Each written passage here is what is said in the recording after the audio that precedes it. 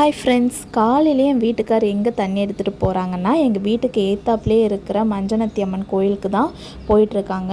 நாங்களும் இன்றைக்கி சாமி கும்பிட்றலாம் அப்படின்னு சொல்லிட்டு போனோம். எப்போ போனாலும் பார்த்திங்கன்னா ஒரு குடம் தண்ணி எடுத்துகிட்டு தான் போவாங்க. அப்படி இல்லைன்னா தெருப்பைப்பில் தண்ணி வந்துச்சுன்னா அங்கே எடுத்து சாமிக்கு அபிஷேகம்லாம் பண்ணிவிட்டு சூடம் சாம்பிராணி எல்லாம் பற்ற வச்சு நல்லா சாமி கும்பிட்டுட்டு தான் வருவோம். இன்றைக்கி செவ்வாய்க்கிழமைங்கிறதுனால காலையிலே கோயிலுக்கு போயாச்சு. இங்கே அம்மன் பார்த்திங்கன்னா மஞ்சனத்தி மரத்தில் தான் அம்மன் வந்து இருக்கிறாங்க.